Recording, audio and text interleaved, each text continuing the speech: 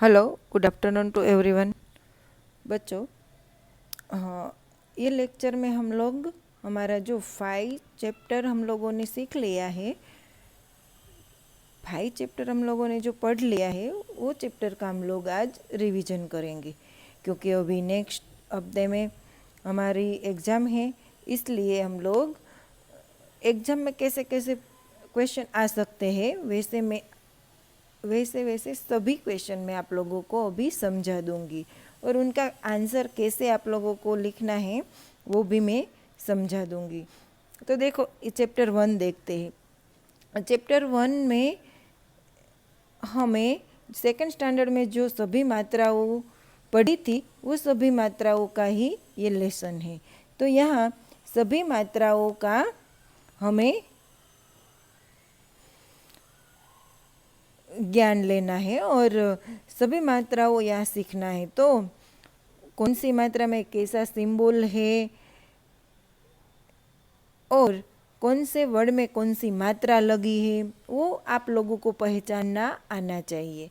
तो कैसे, देखो बच्चों, यहाँ लिखा है प जमा आ, यहाँ कौन सी मात्रा हुई है? आ। तो आ का सिंबल लगा के हम लोग पूरा वर्ड लिखेंगे। आ का सिंबल, आ की मात्रा का सिंबल चिन्ह है ऐसी स्टैंडिंग लाइन। तो पाठ कौन सा वर्ड हुआ? ऐसे यहाँ देखो, म जमा ओ जमा र, तो म में कौन सी मात्रा यूज़ की गई है? इधर ओ की। तो ओ का चिन्ह यहाँ लगाकर हम लोग मोर लिखेंगे। ऐसे सभी मात्रा में हमें याद रखना है कि कौन सी मात्रा में कैसा चिन्ह आता है। सपोज बच्चों, यहाँ मैंने पूछा कि रेल शब्द में कौन सी मात्रा है? रेल शब्द में कौन सी मात्रा है? तो आप लोगों को नीचे 4 ऑप्शन दिया गया होगा कि आ की मात्रा, ई की मात्रा, ए की मात्रा और ऐ की मात्रा। तो आप लोगों को क्या लिखना है? ए की मात्रा। जो देखो, मैंने जो जो क्वेश्चन बनाए हैं, एमसीक्यू बनाए हैं और कैसे कैसे एमसीक्यू आने वाले हैं वो सभी एमसीक्यू मैंने आप स्टडी मटेरियल में डाल दिया है। तो स्टडी मटेरियल से आप लोग ये सभी एमसीक्यू रिसीव कर लेना। और जो पिछली बार जो एग्ज़ाम थी और मैंने स्टडी मटेरियल में एमसीक्यू डाले थे वो एमसीक्यू भी आप लोगों को पढ़ना है, रीड करना है। और नया एमसीक्यू भी मैंने स्टडी मटेरियल में डाला है, तो वो भी आप लोगों को रीड करना है। तो देखो बच्चों, इस तरह के हमारे एमसीक्यू है। जो नए एमसीक्यू मैंने डाला है last 2 chapter, means last 4 chapter and 5 chapter का। तो देखो, उसमें मैं आप लोगों को 2-3 क्वेश्चन समझा देती हूँ कि यहाँ लिखा है। तो देखो, यहाँ फर्स्ट क्वेश्चन में आप लोगों को समझाती हूँ कि किस शब्द में संयुक्ताक्षर है। तो नीचे 4 ऑप्शन दिए गए हैं, उसमें से आप लोगों को संयुक्ताक्षर वाले वर्ड को ढूंढना है। तो ये वर्ड में संयुक्ताक्षर है? नहीं है। इसमें है? ना। इसमें यस। देखो, यहाँ श आधा है और पूरे त के साथ ये जुड़ा हुआ है, इसलिए यही ऑप्शन में संयुक्ताक्षर है, इसलिए यही ऑप्शन हम लोग क्लिक करेंगे। बाद में सेकंड है, किस शब्द में? यहाँ भी ऐसा ही है कि नीचे दिए गए ये जो 4 ऑप्शन है उसमें से आप लोगों को संयुक्ताक्षर को ढूंढना है। तो देखो, यहाँ प आधा है और य के साथ जुड़ा हुआ है, तो ये है संयुक्ताक्षर वाले शब्द। क्वेश्चन 3, खाली जगह शब्द में संयुक्ताक्षर प्रयोग किया गया है। देखो, यहाँ आप लोगों को ऐसा वर्ड ढूंढना है कि जिसमें संयुक्ताक्षर आता है। तो देखो, ये शब्द में संयुक्ताक्षर आता है, एक आधा और एक पूरा नहीं। इसमें यस, आता है ना। यहाँ स आधा है और पूरे ट के साथ जुड़ा हुआ है। तो ये ऑप्शन पर हम लोग क्लिक करेंगे। अभी खाली जगह शब्द में संयुक्ताक्षर है। यहाँ भी हमें ऐसा शब्द ढूंढना है कि जिसमें संयुक्ताक्षर प्रयोग किया गया हो। तो देखो यहाँ हमें दिख रहा है, इसलिए ये ऑप्शन पर हम लोग टिक मार्क करेंगे। दही शब्द का अर्थ रिक्त स्थान है। तो दही शब्द का अर्थ यहाँ 4 ऑप्शन दिया गया है, क्लॉथ, कर्ड, कट, वाटर। तो यहाँ दही के लिए कौन सा वर्ड है इंग्लिश में? कर्ड। तो यहाँ ये नंबर पर हम लोग टिक मार्क करेंगे। गाजर शब्द का अर्थ खाली जगह है। कैरट, कट, कर्ड और क्लॉथ। देखो यहाँ कौन सा गाजर के लिए इंग्लिश में कौन सा वर्ड है? कैरट। तो यहाँ हम लोग 1 नंबर पर टिक मार्क करेंगे। चीनी शब्द का अर्थ खाली जगह है। तो salt, sugar, water and evening. तो चीनी के लिए कौन सा वर्ड है? शुगर। रानी शब्द में र के रूप खाली जगह है। तो रानी शब्द में र के रूप हम लोगों ने पढ़ा कि 4 अलग अलग रूप आते हैं। ऐसा एक रेफ के रूप में, एक र के रूप में, एक ऐसे रूप में और एक ऐसे रूप में। तो ये चारों में से ये रानी शब्द में कौन सा रूप है? र का रूप तो है ही, लेकिन कौन सा है? तो र, पूरा र यहाँ प्रयोग किया गया है। वर्षा शब्द में र के रूप खाली जगह है। देखो ये शब्द में र के रूप प्रयोग किया गया है, लेकिन ये चारों में से कौन से रूप है वो आप लोगों को ढूंढना है। देखो यहाँ रेफ है, तो रेफ वाला रूप है, वो र के रूप प्रयोग किया गया है। 10 नंबर, चक्र शब्द में र के रूप खाली जगह है।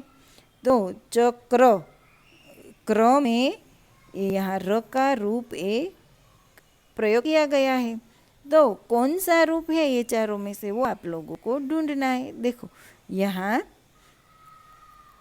4 नंबर में जो र का रूप है वो र का रूप यहाँ प्रयोग किया गया है, इसलिए हम लोग यहाँ क्लिक करेंगे।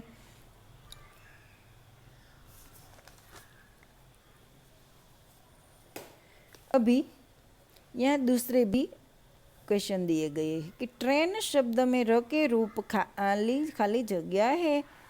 तो ट्र में र का रूप प्रयोग किया गया है। तो देखो यहाँ ये चारों में से कौन सा रूप है? ये वाला 3rd नंबर का। तो यहाँ हम लोग क्लिक करेंगे। फिर जल शब्द का अर्थ खाली जगह है। जल शब्द का अर्थ क्या होता है? वो मून, वाटर, सन या हाउस। तो कौन सा अर्थ? जल के लिए कौन सा वर्ड है इंग्लिश में? वाटर। चंद्रमा शब्द का अर्थ खाली जगह है। वाटर, सन, हाउस, मून। तो चंद्रमा के लिए कौन सा है? मून। तारे शब्द का अर्थ खाली जगह है। रेन, सन, हाउस और स्टार्स।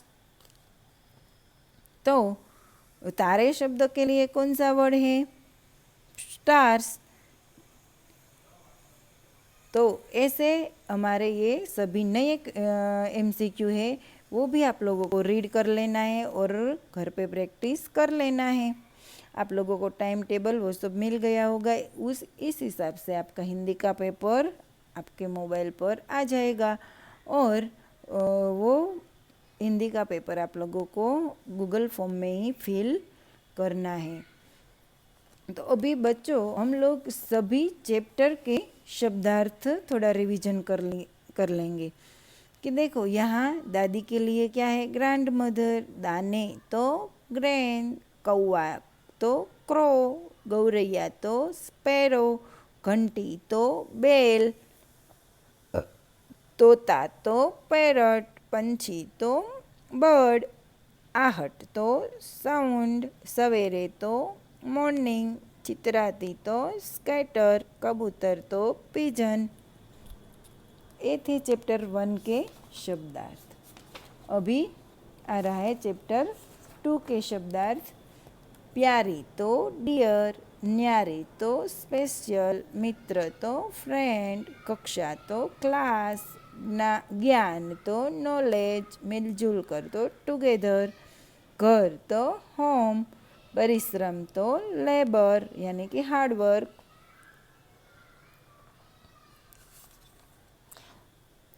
देखो ये चैप्टर में से ऐसे भी क्वेश्चन आ सकते हैं कि क जमा श प्लस मीन्स जमा जमा मा, तो क जमा श तो ये दोनों मिलकर कौन से संयुक्त व्यंजन बनते हैं? क्ष। तो हमें क्ष लिखना है। यहाँ ज जमा ज, तो ये दोनों संयुक्त, ये दोनों व्यंजन मिलकर कौन से संयुक्त व्यंजन बनते हैं? ज्ञ। यहाँ त जमा हलंत वाला त जमा हलंत वाला र, ये दोनों व्यंजन मिलकर कौन से संयुक्त व्यंजन होते हैं? त्र। यहाँ श हलंत वाला श जमा हलंत वाला र, ये दोनों व्यंजन मिलकर कौन से संयुक्त व्यंजन बनते हैं? स्र। देखो हमारे संयुक्त व्यंजन कितने हैं? टोटल 4, क्ष, ज्ञ, त्र और स्र। तो ये चारों संयुक्त व्यंजन कौन कौन से व्यंजन से बने हैं वो भी हमें लर्न करना पड़ेगा। और मैंने आप लोगों को नोटबुक में भी लिखवा दिया है, इसलिए वो सब रीड कर लेना। अभी चैप्टर 3 में देखेंगे तो उनके शब्दार्थ है 80, 80, 90 तो 90, 100 तो 100, खेल तो गेम, नाम तो नेम, ताली तो क्लैप, बच्चे तो चिल्ड्रन, प्यारे तो डियर, लड्डू तो अ काइंड ऑफ स्वीट, बोलना तो स्पीक।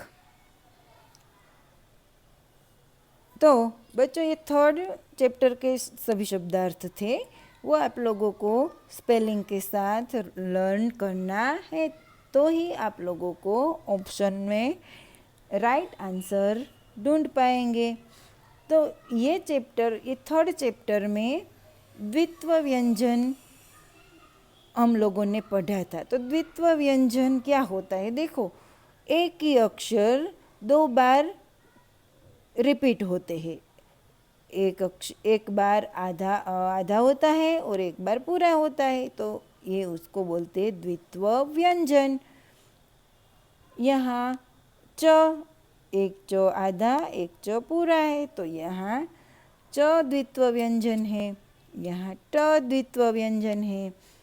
तो आप लोगों को ऐसे द्वित्व व्यंजन वाले शब्द भी ढूंढना है कि आपको क्वेश्चन में पूछा गया हो कि नीचे दिए गए शब्दों में से कौन से शब्द में द्वित्व व्यंजन प्रयोग किया गया है। तो ऐसे एक आधा और एक पूरा, ऐसे एक ही अक्षर जो दोबारा रिपीट होता है वैसा वर्ड आप लोगों को ढूंढना होता है। अभी चैप्टर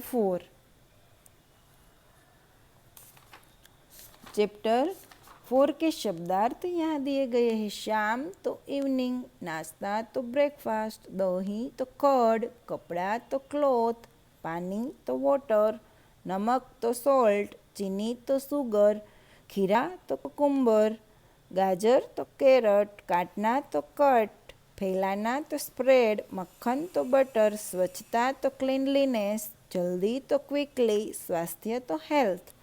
ये सभी हमारे शब्दार्थ हैं। ऐसे देखो ये चैप्टर में संयुक्ताक्षर हम लोगों ने पढ़े। संयुक्ताक्षर कैसे होते हैं कि एक व्यंजन आधा और एक पूरा व्यंजन होता है, ये दोनों एक आधे और एक पूरे, दोनों व्यंजन अलग अलग व्यंजन एक दूसरे के साथ जुड़े हुए होते हैं, तब बनता है संयुक्ताक्षर। तो ऐसा संयुक्ताक्षर आप लोगों को नीचे दिए गए वर्ड में से ढूंढना होता है और वो आंसर हमें क्लिक करना होता है। चैप्टर 5 में ये सभी शब्दार्थ दिए गए हैं। वो सभी शब्दार्थ हम लोगों ने लास्ट लेक्चर में रिवीजन किए थे और सभी शब्दार्थ हम लोगों ने पढ़ भी लिया है। तो ये सभी शब्दार्थ आप लोगों को लर्न कर लेना है। और ये चैप्टर में र के रूप पढ़े थे, अलग अलग र के रूप हम लोग पढ़े थे। तो वो सभी र के रूप आप लोगों को देख लेना है कि कैसे अलग अलग र के रूप कितने हैं। ऐसा पूरा र के रूप में र आता है, फिर रेफ के रूप में र आता है, एक ऐसे रूप में र आता है और एक ऐसे रूप में र आता है। तो ये सभी र के रूप भी आप लोगों को याद रखना है। तो बस आज इतना रखते हैं बच्चों, कल फिर मिलेंगे। Bye bye.